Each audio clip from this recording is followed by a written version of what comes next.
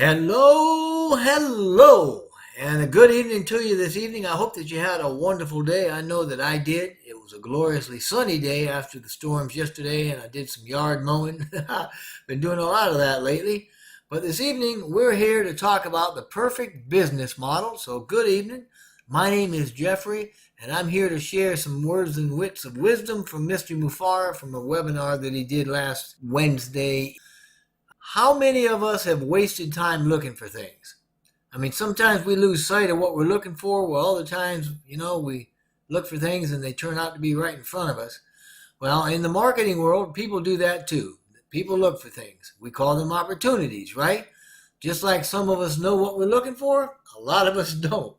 So we just want something, anything that works anyway, a business. And with that in mind, we think working from home sounds good because of the promise of the freedom for time and finance and that sort of thing.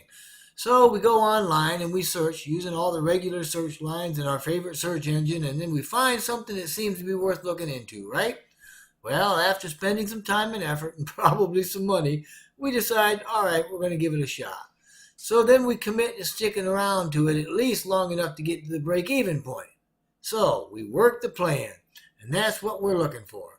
A business that we can call our own that provides income and freedom sufficient for our desires. Well, that's what this video is about, knowing what to look for and recognizing it when we find it.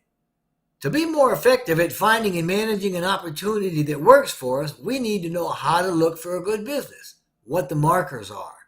Well, in his search a few years back, the CEO of ONPASSIVE, Mr. Ash Mufara, couldn't find an opportunity for a business model that actually worked with the ethical intensity he wanted. So, he set out to learn what was really needed for online business success. He turned to universities to search for his answers. But his search didn't really yield any programs that offered a degree. Nothing in network or digital marketing anyway, not even an associate's degree. But he did find courses of study through Harvard offering conceptual instruction for internet business, and as you may imagine from the word conceptual, those classes taught a whole lot of theory. So he paid the tuition, took the classes, and the newfound understanding of internet business concepts gave him the confidence that he needed to begin his search for the perfect internet business model. And as one would expect, Mr. Mufara took that training and applied the logic of it to come up with a fundamental recipe for the best internet business model in theory. This is because, as he's quick to tell us, he just didn't have the working knowledge. But he took what he had and he started off to create what he could not find, a real and sustainable business model that reflected his high standards and his personality. One of the first things he came to realize in the world of internet business was, despite what some may think, there is no one-size-fits-all, but there are basic foundations that are required for success. And this is to say that there are basic ingredients needed to succeed in online business, and Mr. Mufara set out to find it and to boil it all down to nothing but the bare essentials. What we're about to talk about came about as a result of a webinar from August 19th, 2020 that Mr. Mufara was the guest speaker on, and what follows are some of the points that he covered on what to look for in an objective, logical, and scientific way once we found a company that we want to look at to get involved with. The first thing he talked about was a product. He says a business has got to provide a real product or service. Well, he'll be the first one to tell you that he paid a lot of money in past opportunities before he knew what he was doing that didn't have squat for products or services. Ultimately, they were garbage and of no real value, which meant the opportunity was unethical to start with. Now, some of those just took his money and time without providing anything of value. Well, live and learn, right? Hey, I've been there. So right off the bat, we don't want to join anything without being clear on what the product offering is and how it's used. This is to say that, to be clear, the product is real and it's got to be usable. The product has also got to be attainable and a solution to something. In other words, there has to be a need for it and it has to be affordable. To discern this, we're going to have to look at the demographics of the products. Incidentally, Demographics is just a 10-cent word denoting statistical data related to a population and groups in that population concerning the use of a product. Another word we use is niche. We want to understand the niche or the place for the product, which is usually related to the use of the product by particular groups to gauge whether the product is legitimate and can be tied to customer need and experience. It's also good to think about the message the sale of the product is sending. Are you selling self-help memory books that make people feel like they're stupid? Hey, I'm just saying. The next thing we talked about was leadership. It was a biggie. So, what does the leadership in a company look like? Well, the leadership is going to effectively, or ultimately actually, reflect the quality of the business, right? So we need to look at the leadership. And I don't mean just the CEO. I mean, we need to look at all of it. We want to know if the company is run by real people doing real work. What's the reputation held by them individually? What's the reputation collectively? Is it a one-man show? Does it have real leadership that has the wherewithal to develop, package, and deliver its products? Does the leadership act with authenticity, transparency? How about experience? Do they have experience? Are they proven? And is there vision? In theory, I suppose we could have companies that are led by the blind leading the blind, but I think you'd have to agree that the model of that business is probably not the best one out there. However, about reliability, can we trust them? Can we even find them? Do they have actual names and are they proud of what they're doing? How does the leadership speak about the business and the work being done? How do they speak about others? Is the leadership kind? Are they caring? Are they likable? Is leadership resting on their laurels of past glories? I knew some of them. In the military, we had a term for people that were just showing up, biding their time, collecting a paycheck, and doing the bare minimum. We called them Road Scholars, R-O-A-D. It stood for Retired on Active Duty. And to me, Road Scholars are the epitome of the Peter Principle. And this is a concept in management developed by a guy by the name of Lawrence J. Peter, which observes that people in a hierarchy, for example, a corporate environment, tend to rise to their own level of incompetence. Yeah, incompetence. Put simply, this means employees are promoted based on their success in previous jobs until they reach a level at which they are no longer competent. They reach a level where the job is above their expertise, mainly because skills in one job do not adequately carry over to another. So trust me, we do not want these people running our business. Not like that, we don't. Sitting in positions that they can't fulfill. Anyway, our business is only going to grow to the height of our leadership, and if that leadership is not learning and growing, the business will not learn and grow either. So, John Maxwell, he said it pretty good, and he's an American author and a leadership teacher. He says a business will operate below the leadership level. He refers often to what he calls the law of the lid. Mr. Mufareh mentioned that. And it basically says that the ability of leadership is the lid that determines a person's level of effectiveness. In other words, the lower an individual's ability is to lead, the lower the lid on his potential. The higher the ability to lead, the higher the lid on the potential. This means if our leadership stays at 7 or operates at 7 continually, our business will never surpass 7. Leaders are made through experience, and to continue to be leaders, we have to continue growing and growing our own experience. Okay, so on to number 3, math. Now, when we talk about math, we're really talking mostly about the pay structure. That pay structure is a key structure, by the way. It's a vital element to our success. We have to run the math to make sure that the model is fair and rewarding. So what do we look for in a pay plan? Well, first thing to look for is residual income. In other words, are we able to get paid for the work that's done that can be automated so we're paid for it residually over and over again? Because if the income is dependent on working constantly and the pay is based on what is done personally by the worker at the time it's done, we don't want that. A plan like that means as work performance fluctuates, like missing days of work because of illness or family matters or going on vacation, our pay is also going to reflect that, usually by destabilizations and notable decreases. So the model's got to employ residual methods of income. And it needs to be unlimited. Shouldn't have a cap on how much we can earn, right? This is huge. I mean, hey, if you know Ash, you know that when he does something, he goes all in and he does not place limitations, caps on the outcome. So if our production is unlimited, which is available through leveraging our efforts in automation, why on earth would we ever have a pay plan that would be limited? If you find a business with a pay plan that has caps, walk away. We don't want limits. And that doesn't make us greedy, by the way, because the residual income that we're going to be making is not necessarily for us. It's also for what we can do with it for others, so it's got to be scalable and unlimited. And how about the market cap? Does it match the pay structure? In other words, does the number of customers using the product sustain the promised or expected payouts, or will the entire market get reached and become saturated before we ever earn what we want or what we expect? The market cap has got to be in line with the demographics and the pay structure.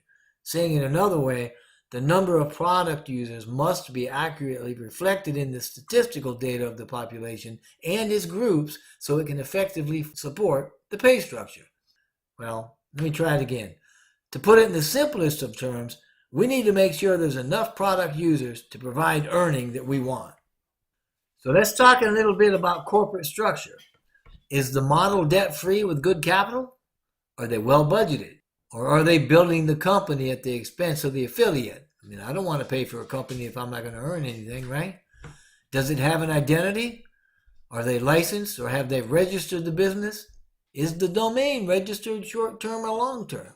These are all questions that we want to ask so we can ascertain the financial capability of the company. Ideally, we want a company that's financially independent, that can handle the money and is not borrowing to fund their own activity. They should be generously funded. And there has to be solid, structured foundation without worry about having to restructure. Because when they restructure, I guarantee you're going to lose it all. Okay, number 5 is support. If we get into an issue and we need help, we need support, who do you call? Who are you going to talk to? It doesn't matter how, email, text, Skype, phone. The whole point is when we need help, can we readily get answers from a real service, or are we going to have to rely on an FAQ page or limited information or very limited time that we're able to get the information we want? We should understand that it's our right as customers, as affiliates, to get proper support for the issues that come up regarding the business that we partnered with, a business that we're building.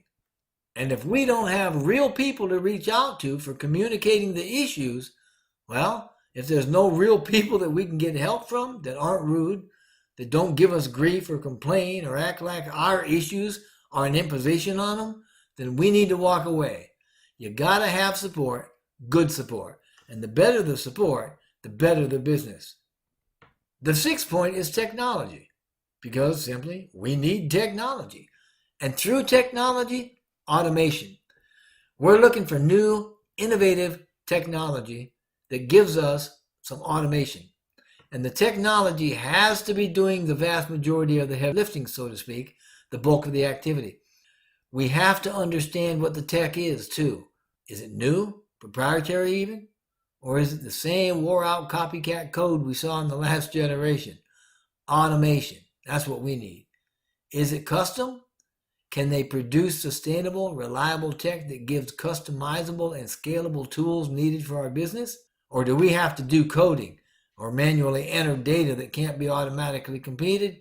If we do, walk away. It's not a duplicatable system. Today's tech is much more sophisticated. It should serve us, and the company behind it has to be able to scale it as needed. This brings us, the scalability anyway, to the next point, the 7th one, which is global. The business must have a global reach, and it's got to reflect an unlimited demographic and market cap that goes with that kind of a reach. The point being, along with a bigger demographic and margins, we don't want to be limited geographically and have our freedom stifled. A global reach does not limit us as we reach into the market. When it's global, it can have the humanitarian bond and unity we're looking for as well. We do not want to be restricted or limited to the elite or any other different group or any other company. There should be no discrimination in that everybody on earth should have the opportunity to join a good business with real products and feel good about it. So number 8, legal. Is the business legal? Is it registered? Is it licensed? Man, it's got to be legitimate, and it can't be getting in trouble all the time either, okay? So it can't be a hack. The reputation and history of the company matters, and it's got to be legal in everything that they do. Another item we'd want to look at is the word solution. What issue does this business or its product solve? Most products that are successful, sustainable, and scalable are always going to provide a solution to an issue, and the solution has to be based on feedback from real customers about their needs and their experience. And last, but very important to me, is the fun factor. Is the business fun? Can you have some fun with it? Do we like those people that we work with?